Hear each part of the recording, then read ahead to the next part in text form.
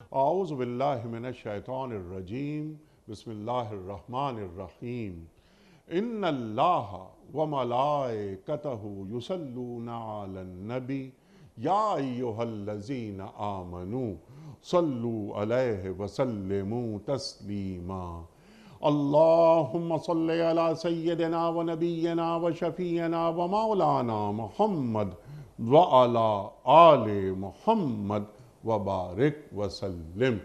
محترم خواتین و حضرات، السلام علیکم۔ پیام صبح کے ساتھ ایک بار پھر حاضر میں ہوں آپ کا میزبان انیق احمد۔ قرآن کریم کے مختلف آیات پر پیام صبح میں روزانہ گفتگو ہوتی ہے اور قرآن کریم سے قریب آنے کی کوشش کرتے ہیں۔ ہمارے ملک کے جید علماء تشریف لاتے ہیں، ہماری علمی کمی کو پورا کرتے ہیں اور ہمیں سمجھاتے ہیں کہ اللہ تعالی ہمیں کیسا دیکھنا چاہتا ہے اور اللہ تعالی ہمیں کہاں دیکھنا چاہتا ہے، اور ہمیشہ ذہن انسانی کی امامت قرآن کریم کرتا رہے گا۔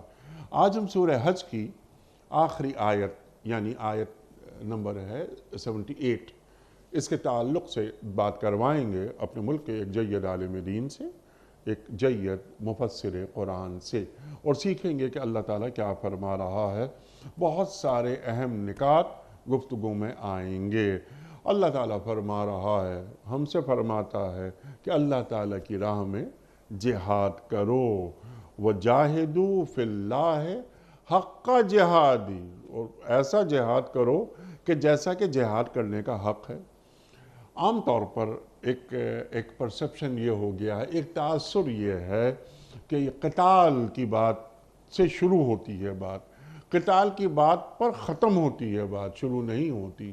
یہاں جہاد، مجاہدہ، کوشش، یہ کن معنوں میں آیا ہے، یہ بھی ہم اپنے معزز مہمان سے پوچھیں گے۔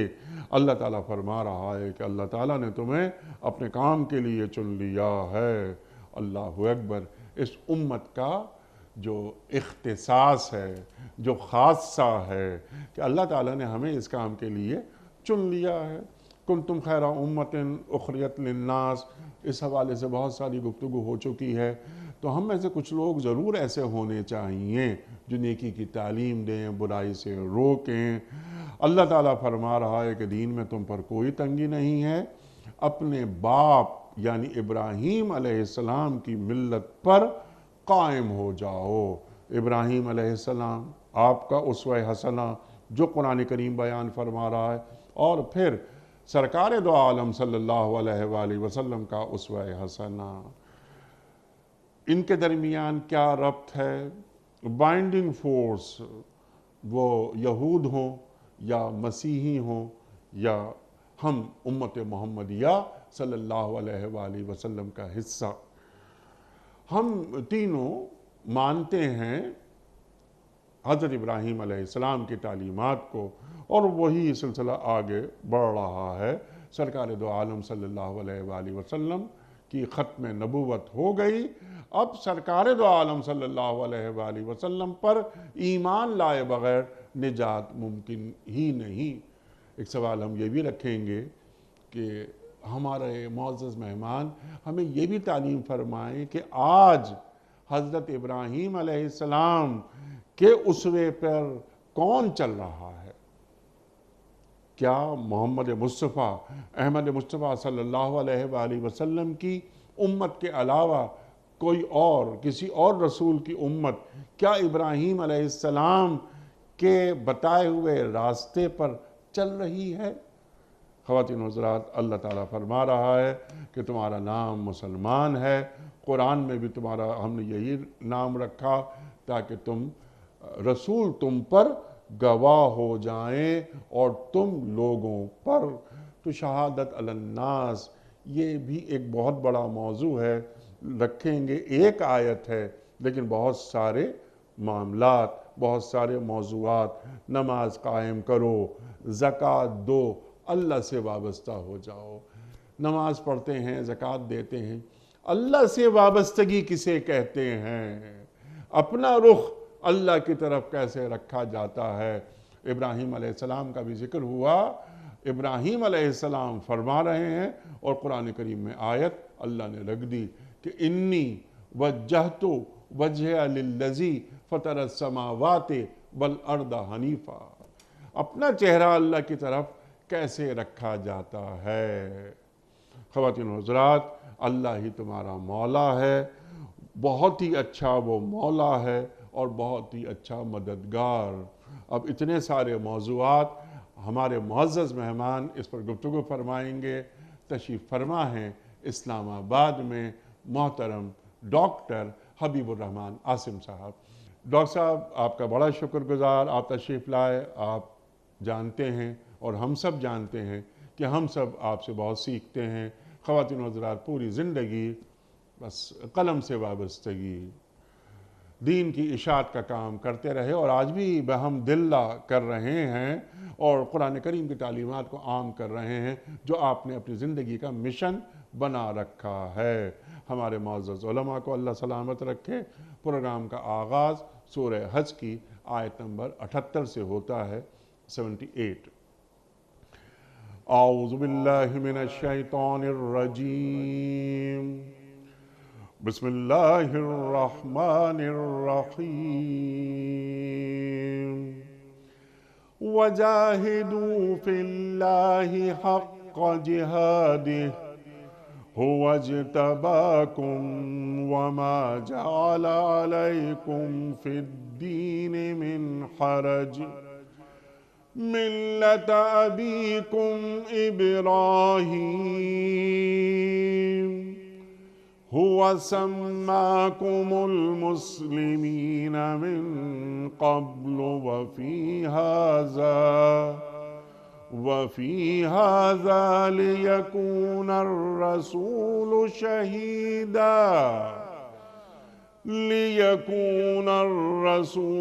شهيدا عليكم وتكونوا شهداء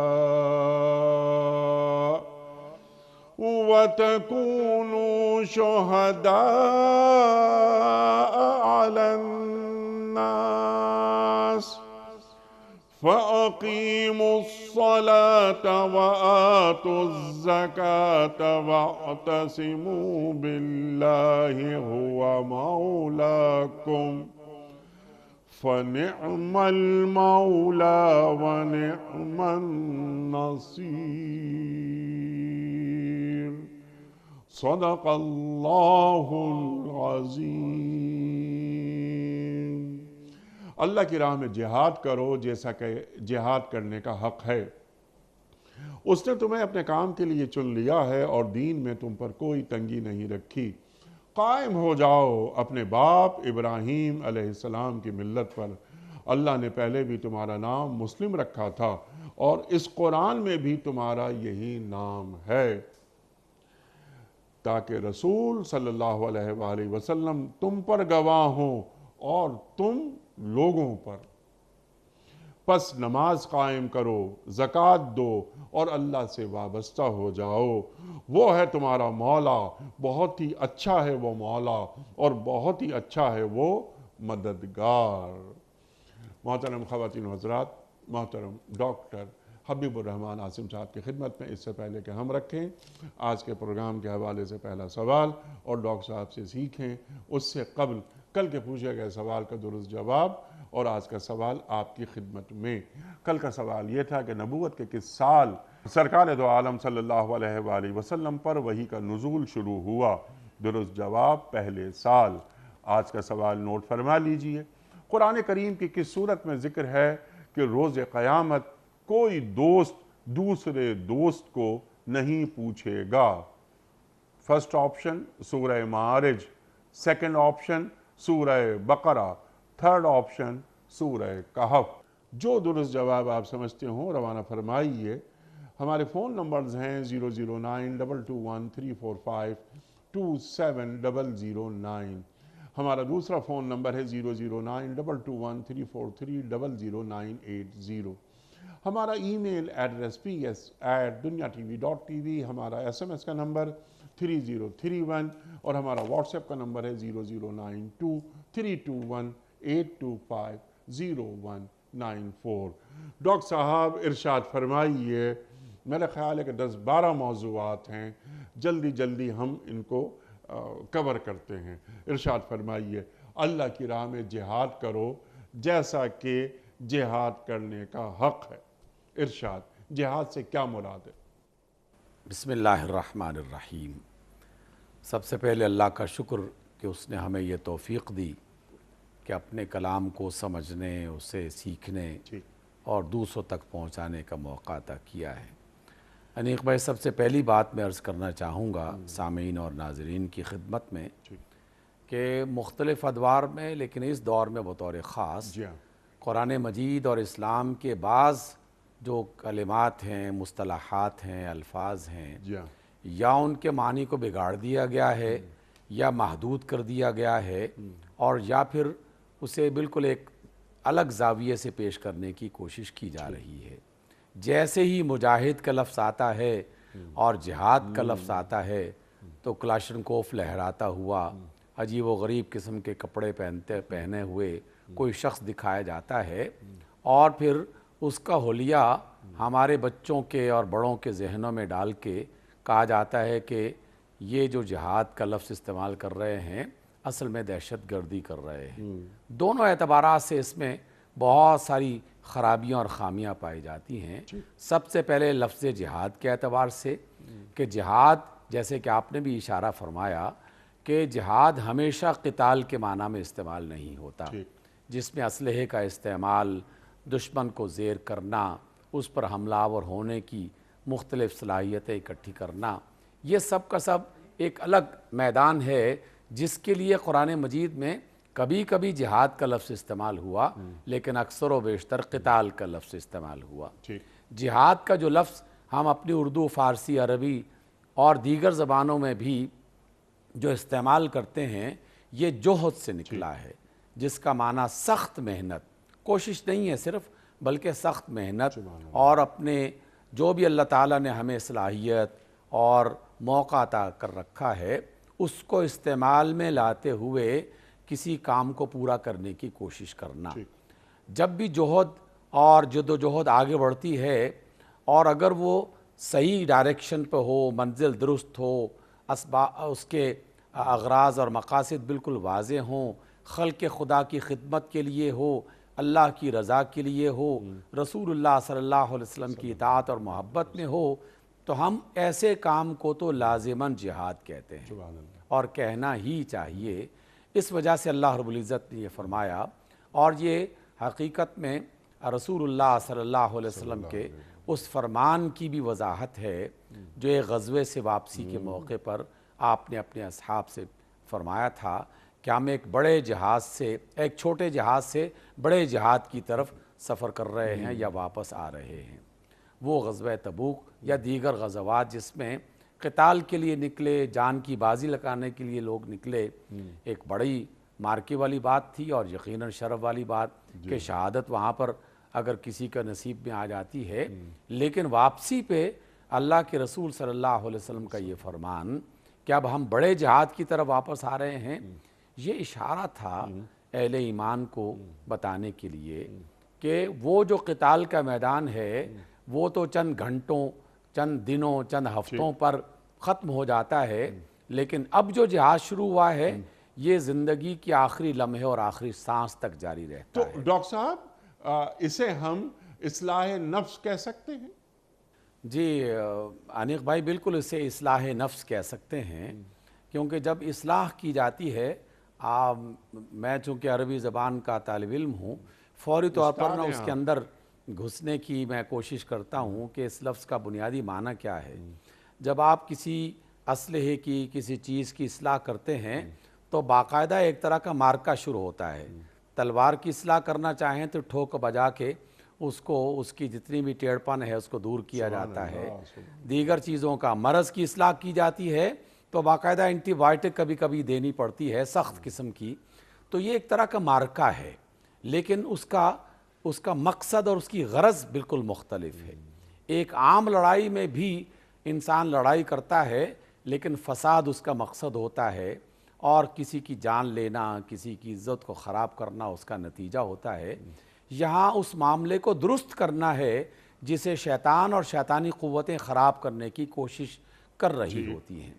اس دنیا میں اللہ رب العزت نے بالکل دو ٹوک انداز میں ہمیں فرمایا کہ تم میری عبادت کے لیے دنیا میں بھیجے گئے ہو اور اس کے علاوہ تمہارا اور کوئی مقصد نہیں ہے۔ تو میں اسی بنیاد پر ذکر کر رہا تھا کہ آقا رحمت علیہ السلام جب ایک قتال کے مارکے سے واپس آ رہے ہیں تو اپنے اصحاب سے یہ فرماتے ہیں کہ ہم ایک چھوٹے جہاد سے بڑے جہاد کی طرف رخ کر رہے ہیں، کیونکہ جو چھوٹا جہاد ہے قتال کے میدان میں وہاں چند گھنٹے، چند ہفتے، چند دن، چند مہینے بھی لگ سکتے ہیں، لیکن یہ والا جو جہاد ہے جو انسان اپنے آپ سے، اپنے نفس سے اور اپنے دل کی خواہشات سے کرتا ہے، یہ زندگی کی آخری سانس تک جہاد جاری رہتا ہے۔ اور اس کی ضرورت اس لیے پیش آتی ہے کہ ہمارا ازلی اور ابدی دشمن شیطان ہمارے ساتھ لگا ہوا ہے۔ رسول اللہ صلی اللہ علیہ وسلم کے فرمان گرامی کے عین مطابق کہ جس طرح خون گردش کرتا ہے ہمارے اندر، وہ شیطان بھی ہمارے ساتھ اسی طرح نتھی ہے اور جڑا ہوا ہے۔ قدم قدم پر ہمیں وہ کبھی نیکی سے روکتا ہے، کبھی برائی پہ آمادہ کرتا ہے، کبھی نیکی برباد کرنے کی کوشش کرتا ہے، کبھی برائی میں اضافہ کرنے کی دعوت دے رہا ہوتا ہے۔ تو ہم نے اس کی بات کا انکار کر کے اللہ اور اس کے رسول کی بات کو اپنے آپ پر، اپنے کردار میں غالب کرنا ہوتا ہے، تو اس اعتبار سے یہ جہاد حقیقت میں بڑا جہاد بن جاتا ہے۔ اب میں بالکل واضح اور دو ٹوک انداز میں اپنے سامعین اور ناظرین تک ایک بات پہنچانا چاہتا ہوں کہ جب اللہ فرماتے ہیں، اور آپ نے بھی اس کا ترجمہ بڑا بالکل درست فرمایا کہ اللہ فرماتے ہیں کہ اللہ کی راہ میں جہاد کرو جیسا کہ جہاد کرنے کا حق ہے۔ اس حق میں دو تین باتیں آتی ہیں۔ اچھا، اس سے پہلی بات کہ تفصیل سے آپ بات فرمائیے گا، اسی میں اگر آپ کی اجازت ہو تو میں اپنا چھوٹا سا سوال جوڑ دوں۔ جی وہ سوال یہ ہے کہ کیا ہم اس حق کو ادا کر سکتے ہیں جو اللہ تعالیٰ کو ہم سے مطلوب ہے، بالکل اسی طرح کہ یا ایھا الذین آمنوا اتقوا اللہ حق تقاتہ؟ دیکھیے، اللہ تعالیٰ کی یہ مشیت بھی ہے اور اس کی طرف سے جو طریقہ زندگی ہمیں سکھایا جا رہا ہے، اس میں جب منزل کا تعین کرتے ہیں اللہ تعالیٰ یا کسی بڑے مقام کا تذکرہ کیا جاتا ہے، تو اس میں جو سب سے اعلیٰ ترین درجہ ہے اس کا ذکر کیا جاتا ہے تاکہ ہدف اسے بنایا جائے، چاہے کوئی آدمی اس ہدف تک پہنچ پائے یا نہ پہنچ پائے، لیکن کم از کم اس کی نگاہ میں یہ رہے کہ میں نے صرف دو چار نیکیاں نہیں کرنی، بلکہ میں نے اس نیکی کو اور ان نیکیوں کو اختیار کرنا ہے جو میرے رب کو سب سے زیادہ عزیز اور جس کا اجر اور جس کی فضیلت سب سے زیادہ اللہ تعالیٰ کے ہاں۔ سبحان اللہ ڈاکٹر صاحب، سبحان اللہ، حق تقاتہ کا بھی یہی معنی ہے اور حق جہادہ کا بھی یہی تصور ہے۔ اچھا، اب یہ سوال آپ کی خدمت میں سیکھنے کے لیے آپ سے، ڈاکٹر صاحب، اللہ تعالیٰ نے کسی اور جگہ قرآن کریم میں ہماری مشکل نسبتاً آسان فرما دی کہ فاتقوا اللہ ما استطعتم، اللہ کا تقوی اختیار کرو جہاں تک تم میں استطاعت ہے۔ لیکن جب ہم یہ جہاد کی بات دیکھتے ہیں، پڑھتے ہیں، سنتے ہیں، وہاں اس قسم کی سہولت ہمیں نہیں مل رہی۔ دیکھیے، یہ بھی اللہ تعالیٰ کی رحمت اور اس کے فضل کی ایک علامت ہے کہ انسانی دنیا میں انسانوں کو وہ انسانوں سے زیادہ بہتر جانتا ہے کہ کون کس مقام کا ہے، کس کا تقوی اور ایمان کتنا مضبوط اور استقامت اس کے اندر پائی جاتی ہے، کون کتنا کمزور ہے اور کتنا نادان ہے۔ تو جہاں عظیم الشان مقام کی طرف اشارہ کیا گیا، وہاں ایک سہولت بھی فراہم کر دی گئی کہ اگر کہیں کوئی کمزوری ظاہر ہو رہی ہے تو کوشش تو کرتے رہو کہ تم اللہ تعالیٰ کی اطاعت میں اور اس کی نیکیوں کو اختیار کرنے میں اپنی سب کچھ لگاؤ اس میں، لیکن جتنی تمہاری طاقت ہے اس میں ایک رخصت کی طرف بھی اشارہ کرتے ہوئے کمزور، ہم جیسے ہی کمزور ایمان والے یا جسمانی اعتبار سے یا حالات کے مارے ہوئے لوگ، ان کے لیے بھی یہ گنجائش رکھی کہ کہیں کسی موقع پر وہ اس مایوسی کا شکار نہ ہو جائیں کہ ہم تو یہ کر ہی نہیں سکتے۔ جب کر ہی نہیں سکتے تو پھر ہمیں اس کی کوشش بھی نہیں کرنی چاہیے، بس ٹھیک ہے جو اللہ کی طرف سے منظور ہوگا وہ ہو جائے گا۔ حقیقت میں ہمیں اس مخمصے سے نکالا گیا ہے، منزل اعلیٰ ترین رکھو، لیکن جو بھی تمہاری طاقت اور استطاعت ہے اس کے مطابق اپنی کوششیں جاری رکھو۔ اب دیکھیے انیق بھائی، آپ کی ان مجالس میں ہم کئی بار یہ بات سیکھتے رہتے ہیں اور بتاتے بھی رہتے ہیں۔ مختلف عبادات کا ذکر ہے، نماز، حج، روزے، تو ساتھ ساتھ رخصتوں کا بھی ذکر چلتا ہے۔ کس وجہ سے چلتا ہے؟ تاکہ کوئی شخص یہ نہ کہنا شروع کر دے کہ جناب عبادت کا حکم تو دیا ہے لیکن اتنی طاقت نہیں دی کہ ہم اس عبادت کو پورا کر سکیں۔ تو اللہ تعالیٰ لا یکلف اللہ نفسا الا وسعها، یہ اس کی شریعت کا ایک بڑا ضابطہ اور قانون ہے کہ اس کی طاقت سے زیادہ انسان کو مکلف نہیں ٹھہراتا، لیکن مستطاعتم میں اس راستے پر چلنے کی جو کوشش ہے اس میں انسان چلتا رہے، اور اس میں اہل جو عزیمت ہیں وہ اپنے اپنے ایمان اور تقوی کے مطابق کام کرتے ہوئے ہمیں دکھائی دیتے ہیں۔ اصحاب رسول کی کون کون سی مثالیں یاد کی جائیں؟ ابو ایوب انصاری رضی اللہ تعالیٰ عنہ، 90 برس کی عمر، تلوار ہاتھ میں پکڑ کے کھڑے ہو رہے ہیں اور نکلے ہیں باہر۔ لوگوں نے پوچھا کہ جناب کہاں جا رہے ہیں؟ تو فرماتے ہیں کہ کیا تم نے اللہ تعالیٰ کا یہ حکم نہیں سنا کہ ہلکے ہو یا بھاری اللہ کی راہ میں نکل پڑو؟ تو ایسے لوگ بھی ہیں۔ تو اس اعتبار سے اللہ تعالیٰ کی طرف سے دونوں چیزوں کا تذکرہ ساتھ ساتھ چلتا ہے۔ جو کمزور دل، کمزور وقت، کمزور صحت رکھنے والے، کمزور ایمان رکھنے والے، وہ بھی اس میں سے اپنا حصہ وصول کرتے رہیں، اور اہل عزیمت کی راہیں بھی کشادہ اور کھلی رہیں۔ اس اعتبار سے حق جہادی کا تذکرہ کیا گیا ہے۔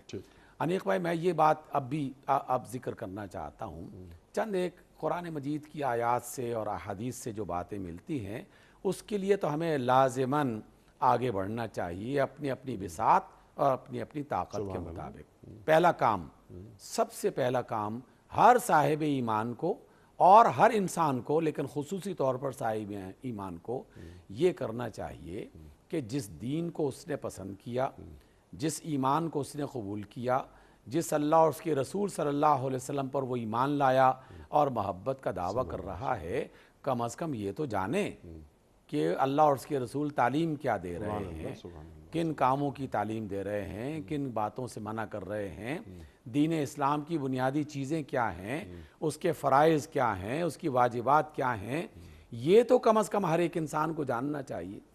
انیق بھائی، یہ بھی آپ کی مجلس میں بارہا ذکر ہوا اور آئندہ بھی ہوتا رہے گا، کیونکہ انسانی طبیعت، مزاج، زندگی، تجربے، سب میں یہ بات شامل ہے۔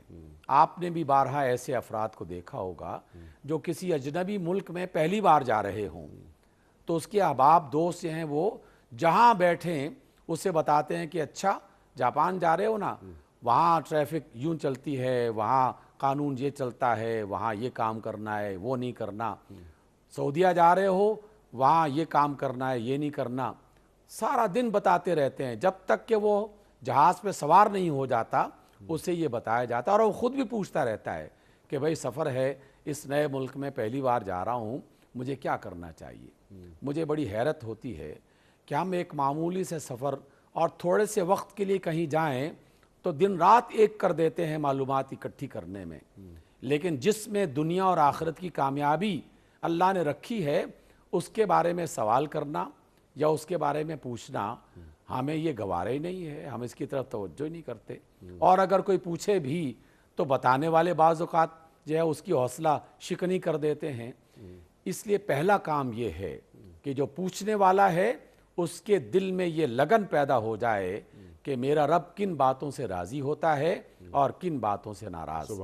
اللہ کے رسول صلی اللہ علیہ وسلم نے کن باتوں کو پسند فرمایا ہے اور کن باتوں کو ناپسند، اور جو دین سکھانے والے ہیں وہ ہر وقت اس کے لیے تیار رہیں کہ اگر کوئی سائل ان کے پاس آئے تو کبھی بھی معذرت نہ کریں اور اپنی کسی عذر کو پیش کرتے ہوئے یہ کہیں کہ اب بعد میں آ جانا، فوراً رسول اللہ صلی اللہ علیہ وسلم کی سنت پر عمل کرتے ہوئے اس کی رہنمائی کے لیے جو بھی میسر ہے آپ کے پاس علم وہ اس تک پہنچانے کی کوشش کریں۔ کیونکہ هو اجتباکم، وہ اجتماعکم، اس نے تمہیں منتخب کر لیا ہے، تمہیں اتنا بڑا رتبہ دیا ہے تو اس کا تقاضا یہ ہے کہ اپنے آپ کو ہمیشہ تیار رکھو۔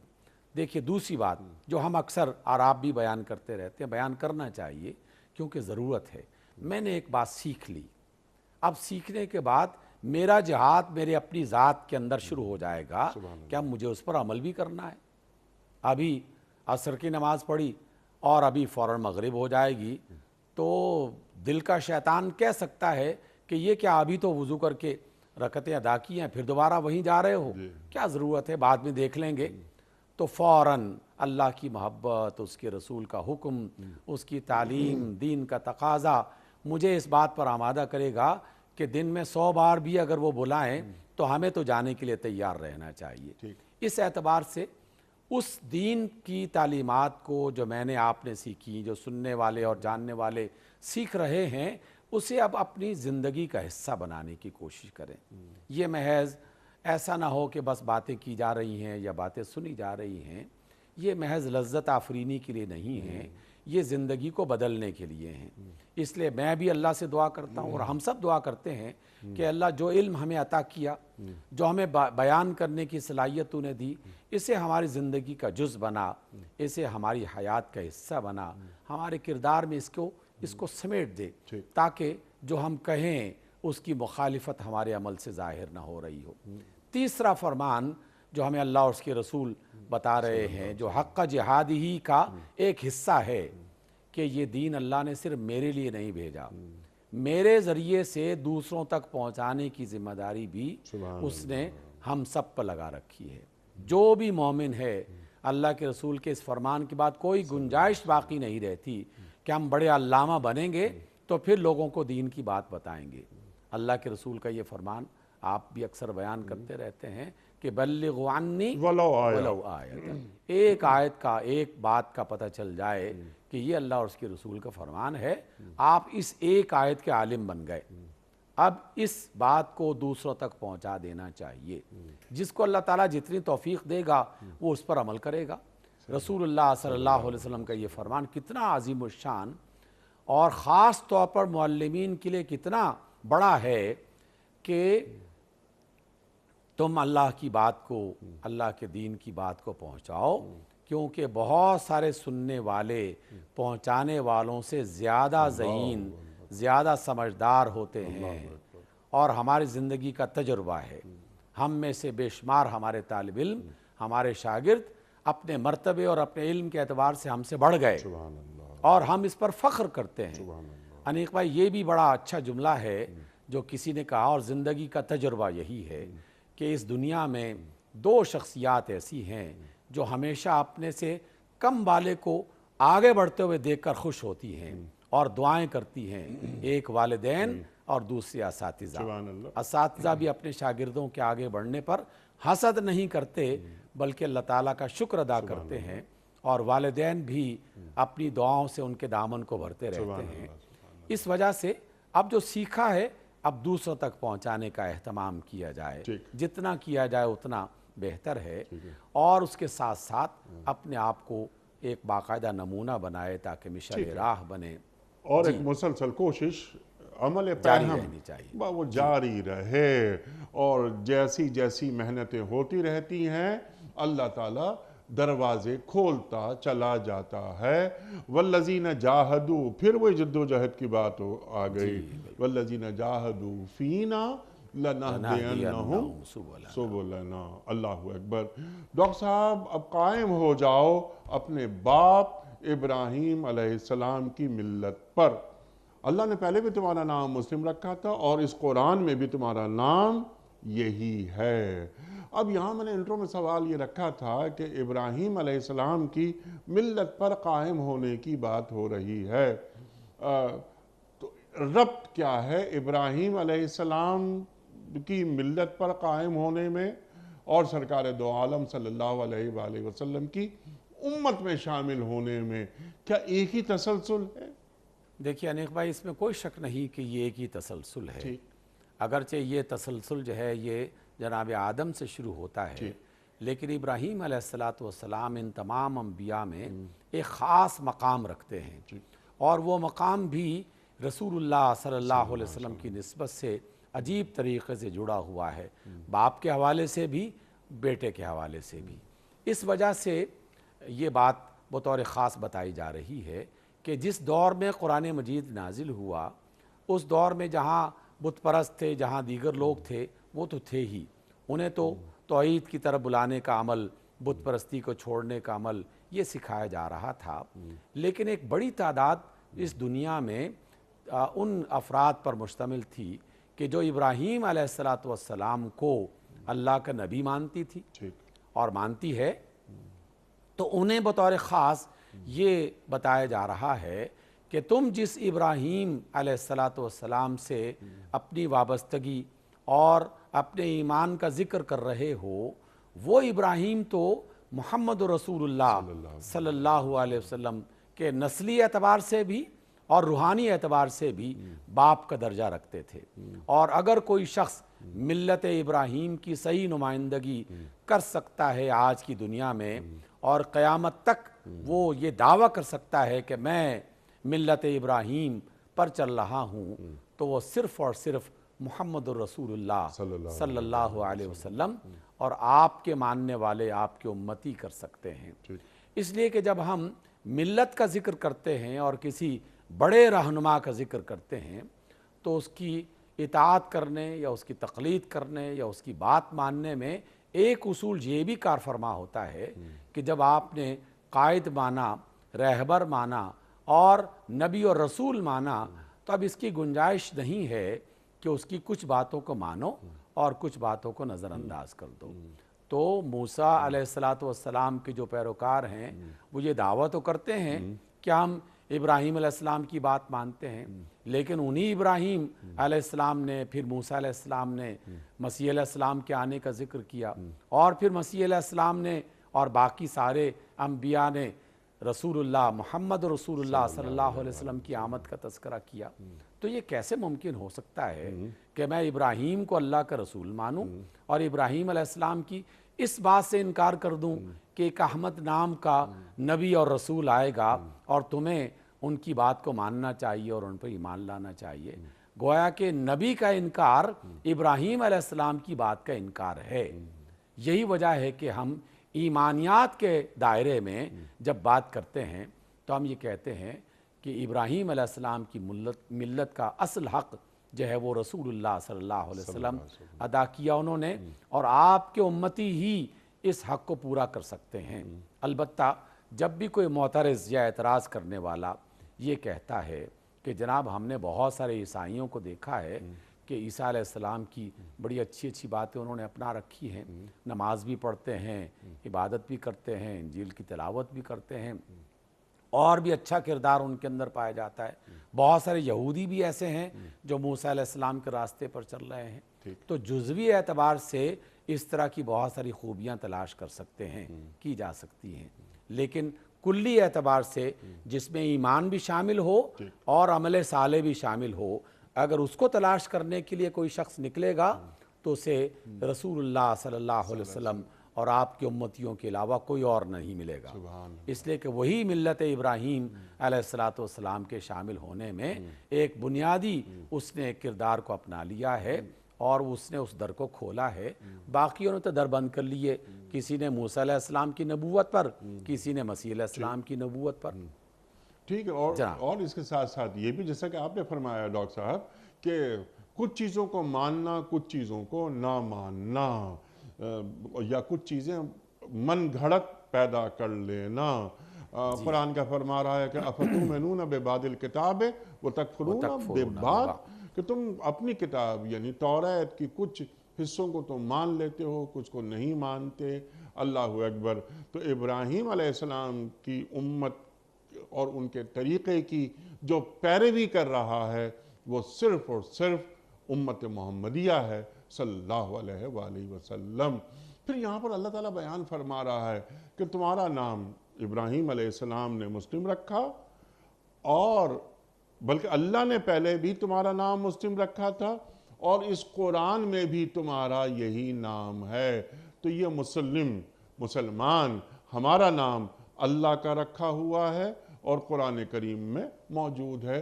ہوا سماکم المسلمین، قرآن کریم کی آیت فوراً ذہن میں آ جاتی ہے۔ تو یہ مسلمان، اب ذرا واضح کر دیجئے گا کہ مسلمان اور اہل ایمان دونوں میں کوئی فرق رکھا ہے اللہ نے؟ ہمیں فخر کس بات پہ ہونا چاہیے؟ انیق بھائی، اس میں دو باتیں عرض کرنا چاہوں گا۔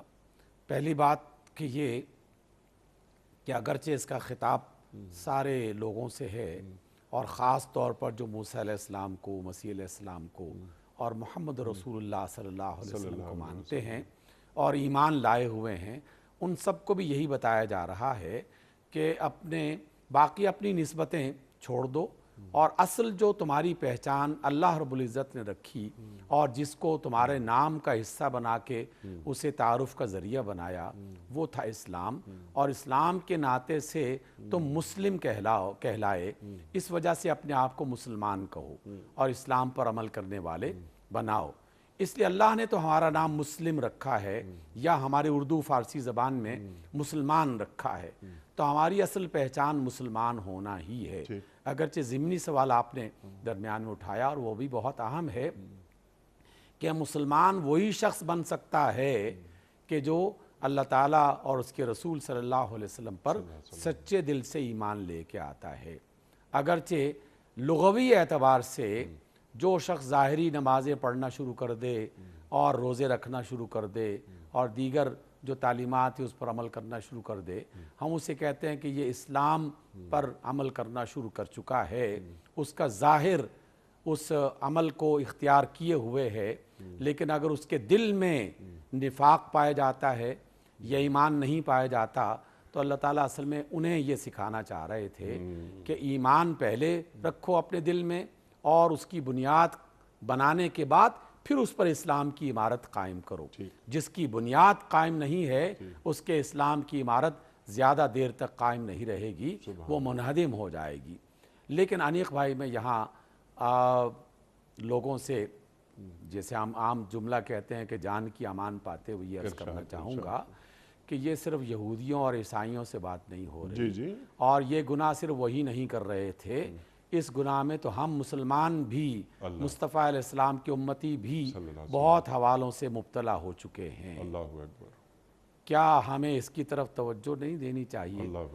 ہم اپنے نام مختلف اور حوالوں سے پیش کر کے اس پر فخر کرتے ہیں، اور اگر اس سے ہٹ کر کی اور تعارف پیش کیا جائے تو اس کے بارے میں پھر عجیب و غریب قسم کی ہم اپنے ذہنوں میں خیالات پیدا کرنا شروع کر دیتے ہیں۔ میں کھل کر اگر بات یہ کہوں، ہمارے پورے پاکستان میں، ہندوستان میں بطور خاص، باقی ملکوں میں نسبتاً کم، لیکن ہندوستان پاکستان میں بطور خاص اللہ کا گھر جو خالصتاً اللہ کی توحید، اللہ کی عبادت کے لیے تعمیر کیا جاتا ہے، اس کے دروازے پر بھی اس کی پہچان کچھ اور لکھ دی جاتی ہے، تاکہ داخل ہونے والا شخص یہ گمان کرے کہ ہم اس مسلک سے، اس گروہ سے، اس طبقے سے، اس جماعت سے تعلق رکھنے والے لوگوں نے یہ مسجد بنا رکھی ہے، جبکہ یہ مسجد تو صرف اور صرف اللہ کے لیے بننی چاہیے۔ ساری مسجدیں اللہ کے لیے ہیں اور اسی کی عبادت کے لیے بنائی جاتی ہیں۔ بدقسمتی سے ہم نے آہستہ آہستہ اس روایت کو اپنے اعمال اور رسم و رواج حتیٰ کہ قانون کا حصہ بنانا شروع کر دیا۔ بظاہر قانون میں لکھا ہوا نہیں ہے، لیکن ہمارا طرز عمل بتاتا ہے گویا کہ یہ قانون کا حصہ ہے۔ میں یہ بات اگرچہ محض لطیفہ نہیں ہے، حقیقت پر مبنی بات ہے، افسوس کرنے والی بات ہے، لیکن حیرت بھی ہوتی ہے کہ ایسا بھی ہے۔ اس اسلام آباد جیسے مہذب اور تہذیب یافتہ پڑھے لکھے شہر میں ایک جگہ کچھ لوگوں نے مسجد بنائی، اور اس ادارے کے جو شہر کے جو ذمہ داران ہیں وہاں تک گئے رجسٹریشن کروانے کے لیے، اور کہا کہ ہم نے اللہ کے لیے یہ مسجد بنائی ہے تو آپ اس کی ہماری رجسٹریشن کروا دیں۔ تو ادارے کے کسی ذمہ دار نے پوچھا کہ جناب آپ یہ بتائیں کہ آپ کا مسلک کون سا ہے، یہ کس جماعت کی مسجد ہے؟ تو انہوں نے کہا کہ یہ سارے مسلمانوں کی ہے۔ تو اس نے بڑی معصومیت سے اور سادگی سے یہ کہا کہ جناب یہ فارم ہمارے پاس جو ہے پرفارما، اس میں مسلمانوں کے نام کی مسجد کا تو کوئی خانہ ہی نہیں ہے۔ اللہ اکبر۔ اس میں تو یہ لکھا ہوا ہے کہ بریلوی کی مسجد ہونی چاہیے، دیوبندی کی ہونی چاہیے، اہل حدیث کی ہونی چاہیے، کسی شیعہ جعفری کی ہونی چاہیے، مسلمانوں کے لیے تو یہاں خانہ ہی نہیں بنایا گیا۔ کیسی ستم ظریفی ہے جو آہستہ آہستہ ہمارے اس رسم و رواج کا حصہ بنتے ہوئے قرآن مجید کی اس آیت کی نفی کر رہی ہے۔ ہماری یہ عادت اور آیت کی نفی کر رہی ہے، اللہ نفی کر رہی ہے۔ وہ سماکم المسلمین، اے لوگو اس نے، اللہ نے تمہیں مسلم بنایا ہے، مسلمان بن کے رہو، تعارف پیش کیا جاتا ہے کہ آپ کون ہیں، آپ اگر یہ کہہ کر چپ ہو جائیں کہ میں مسلمان ہوں تو سوال کرنے والا پھر سوال کے انتظار میں رہتا ہے کہ نہیں جناب کچھ اور بتائیے کہ آپ اور کیا ہیں۔ اللہ اکبر۔ بھئی مسلمان ہونا اور مومن ہونا کیا کافی نہیں ہے؟ بہت کافی ہے کسی شخص کے لیے، جیسے کوئی شخص یہ ہے کہ میں پاکستانی ہوں تو پھر مزید سوالات کی گنجائش نہیں ہے کہ آپ اس ملک کے شہری ہیں اور اس ملک میں جہاں جا کے رہیں آپ کو اس کی اجازت ہے۔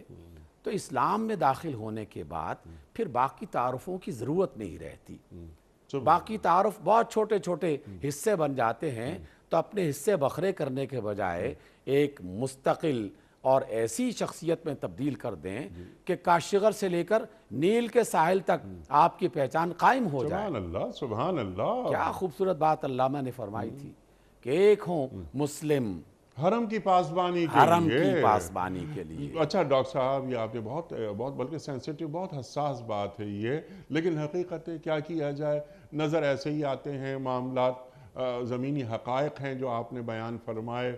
ایک جملہ آپ کی اجازت سے کہ ان تمام جو معاملات کی نفی ہونی چاہیے کہ یہ مسالک میں کیوں ہم تقسیم ہو گئے ہیں، مسالک میں مسلک کو تو فائدہ پہنچ جاتا ہے یا مسلک کو فائدہ پہنچ سکتا ہے، لیکن دین کو نقصان پہنچتا ہے، دین کی فکر کو نقصان پہنچتا ہے۔ ڈاکٹر صاحب، یہ ہوا سماکم المسلمین، کیا اچھی بات آپ نے فرمائی، جو قرآن کریم ہمیں تعلیم کر رہا ہے۔ ہمارے فخر کے لیے اتنا ہی کافی ہے کہ ہم مسلمان ہیں۔ اور ڈاکٹر صاحب ایک چھوٹی سی بات، الحمدللہ آپ بھی سالہ سال سے اس پروگرام میں تشریف لا رہے ہیں، یہ 12واں برس ہے، ہم نے اس پروگرام میں کبھی ایک مرتبہ بھی مسلکی بنیادوں پر گفتگو نہیں کی۔ قال اللہ کا قال احسان الرسول عظیم ہے، صلی اللہ اللہ علیہ کے وسلم۔ احسان عظیم ہے۔ ڈاکٹر صاحب اب اللہ یہ کا احسان بالکل یہ اب آخری لمحات ہمارے پروگرام کے جاری ہیں، اب بہت سارے موضوعات ہیں۔ قرآن میں تمہارا یہی نام ہے جس طرف آپ نے توجہ دلائی، تاکہ رسول تم پر گواہ ہوں اور تم لوگوں پر۔ اللہ اکبر۔ کنتم خیر امت اخرجت للناس۔ اللہ اکبر۔ یہ شہادت علی الناس یہ کیا ہے، کنکلوڈ فرما دیجئے اور اس اہم موضوع پر اختصار سے ارشاد فرمائیے۔ انیق بھائی، یہ والا جو جز ہے نا، یہ تو اتنا دل کو متاثر کرنے والا ہے، اللہ اکبر، اللہ اور کیونکہ ہلا دینے آپ والا۔ صلی اللہ علیہ وسلم، آپ صلی اللہ علیہ صلی اللہ وسلم علیہ وسلم۔ جو سید الانبیاء ہیں، جب آپ نے اس حصے کو پڑھا تو ایک موقع ایسا بھی آیا کہ پڑھتے چلے گئے اور آپ کی آنکھوں سے آنسو مسلسل گرتے چلے گئے کہ قیامت کے روز مجھے سب انسانوں کے سامنے کھڑا کر کے اگر یہ پوچھا گیا کہ کیا آپ نے اللہ کے دین کو پہنچانے کا حق ادا کر دیا، گواہی کس بنیاد پر دی جا رہی ہے، تو اللہ کے رسول اس تصور کو اپنے سامنے رکھتے ہوئے اس کیفیت میں چلے گئے کہ میں سارے انسانوں کی رہنمائی کے لیے بھیجا گیا ہوں۔ تو اسی رسول کی نسبت سے، اللہ کے رسول صلی اللہ علیہ وسلم کی نسبت سے قرآن مجید جو آیت ابھی آپ نے پڑھی ہے کہ کنتم خیر امت اخرجت للناس، اخرجت للناس، تم بہترین امت ہو جسے ذمہ داری دی گئی ہے کہ لوگوں تک جاؤ، ان تک پہنچاؤ اللہ کے دین کو، اللہ کے رسول کی بات کو پہنچاؤ۔ تو ہم میں سے ہر شخص کو سوچنا چاہیے کہ کیا میں اللہ اور اس کے رسول کے دین کو لوگوں تک پہنچانے کا حق ادا کر رہا ہوں؟ جو کام رسولوں کے سپرد تھے اب اس امت کے سپرد ہو گئے ہیں۔ جی بالکل بالکل۔ اس وجہ سے اپنے شہر، اپنی بستی کے ہر فرد تک سنجیدگی کے ساتھ، سلیقے کے ساتھ، حکمت اور دانائی کے ساتھ اللہ کی بات کو پہنچانے کا اہتمام کیا جائے۔ سبحان اللہ، سبحان اللہ۔ اچھا ذرا اس کو اور، کیونکہ آپ نے بہت شاندار بات یہی فرما دی نا کہ حکمت کے ساتھ، دانائی کے ساتھ، عہد کا لمس گفتگو میں ہو، کتنا بڑا پیغام، کتنا بڑا دین ہمارے پاس آیا ہے، تو کیا ہم میں اتنی اہلیت ہے کہ ہم اس دین کی تعلیمات کو حکیمانہ انداز میں وہاں تک پہنچا سکیں کہ جہاں تک ابھی دین نہیں پہنچا؟ اس کے لیے ایک تو فہم دین ضروری ہے۔ اتنا ہی کافی نہیں کہ یا ایھا الرسول بلغ ما انزل الیک من ربک، ہمارے سامنے ہے یہ آیت کہ اے رسول صلی اللہ علیہ وآلہ وسلم ابلاغ کر دیجئے، پہنچا دیجئے جو آپ پر اپنے رب کی طرف سے نازل ہوا ہے۔ ختم نبوت ہو گئی، کار نبوت باقی ہے۔ تو ڈاکٹر صاحب آپ نے لفظ بہت شاندار استعمال کیا، حکیمانہ انداز۔ اب ہمارا مقام کتنا بلند ہے، اور پھر وہ یکون الرسول علیکم شہیدا، اللہ کے رسول صلی اللہ علیہ وسلم ہم پر گواہ ہوں۔ یہ ہے میری امت، جو کام میں چھوڑ کر آیا تھا میری امت نے کیا۔ ارشاد۔ اللہ اکبر، اللہ اکبر۔ دیکھیے، جس کام کی عظمت اور جس کا مقام جتنا بلند ہوتا ہے اتنا ہی زیادہ محتاط انداز میں اور اچھے انداز میں اسے کیا جانا چاہیے۔ اس اعتبار سے ہر عالم کو، ہر استاد کو، ہر مبلغ کو اور پھر ہر مسلمان کو جو بات پہنچانی ہے تو پورے یقین کے ساتھ اس کی تصدیق کر لی جائے کہ جو بات میں پہنچانا چاہتا ہوں کیا واقعی وہ اللہ اور اس کے رسول صلی اللہ علیہ وسلم کی بات ہے۔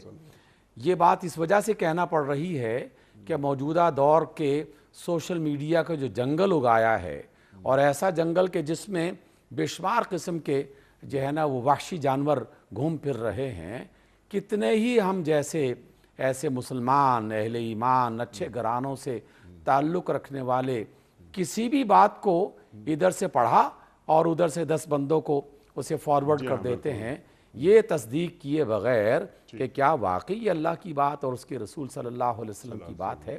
اس لیے ذمہ داری کی بات ہے، جو بات بھی رسول اللہ کے ساتھ فہم دین درکار فہم ہے، درکار ہے۔ دین کو سمجھا جائے، اس کے بعد اس کا ابلاغ کیا جائے۔ ڈاکٹر صاحب بہت ساری باتیں مزید ہو سکتی ہیں، ہمیں بہت کچھ آپ سے مزید سیکھنا ہے، لیکن وقت یہاں مکمل ہوا ہمارے آج کے پروگرام کا۔ پھر کسی اور پروگرام میں ہم آپ سے مزید گفتگو کروائیں گے۔ نماز قائم کرو، زکوٰۃ دو، اللہ سے وابستہ ہو جاؤ۔ اللہ تمہارا مولا ہے، بہت اچھا مولا ہے، اور وہ بہت ہی اچھا مددگار ہے۔ یہ 4-5 موضوعات، یہ پورے پروگرامز ہیں۔ مولا کسے کہتے ہیں، اللہ سے وابستگی کسے کہتے ہیں، اللہ کی طرف اپنا چہرہ کیسے کیا جاتا ہے، اور اللہ کا کیسے ہوا جاتا ہے۔ انشاءاللہ کسی اور پروگرام میں یہ سوالات آپ کی خدمت میں رکھیں گے۔ کوئز۔ کل کا سوال ہمارا یہ تھا کہ نبوت کے کس سال سرکار دو عالم صلی اللہ علیہ وآلہ وسلم پر وحی کا نزول شروع ہوا؟ درست جواب پہلے سال۔ آج کا سوال نوٹ فرما لیجئے۔ قرآن کریم کی کس صورت میں ذکر ہے کہ روز قیامت کوئی دوست دوسرے دوست کو نہیں پوچھے گا؟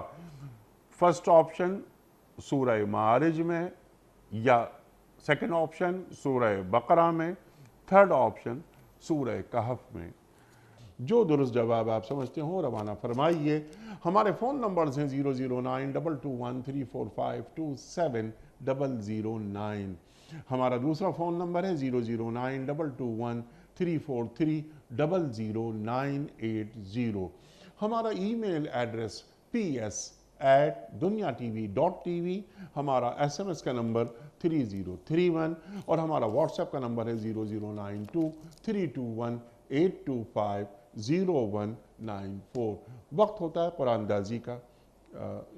اس وقت ہم قرآن اندازی کرتے ہیں، اور کوئی مہمان ہوتا ہے ہمارے پاس، اس کے دست مبارک سے ہم یہ پرچی نکلواتے ہیں، لیکن آج کوئی نہیں ہے کراچی میں، تو آج کے ونر کے نام کا اعلان میں کر رہا ہوں۔ محمد فاروق چوہان صاحب راول پنڈی سے۔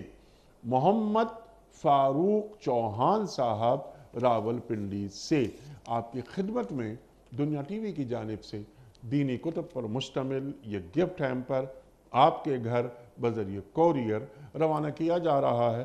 آپ کو بہت بہت مبارک ہو۔ پیام صبح کا اختتام ہوتا ہے روزانہ ایک قول پر، اور وہ قول ہوتا ہے صاحب نہج البلاغہ امیر المومنین حضرت علی مرتضیٰ کرم اللہ وجہہ کا۔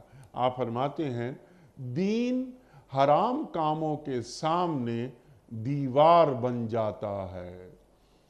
دین حرام کاموں کے سامنے دیوار بن جاتا ہے۔ سبحان اللہ، سبحان اللہ۔ اپنے میزبان انیق احمد کو کل تک کے لیے اجازت دیجیے۔ خدا حافظ۔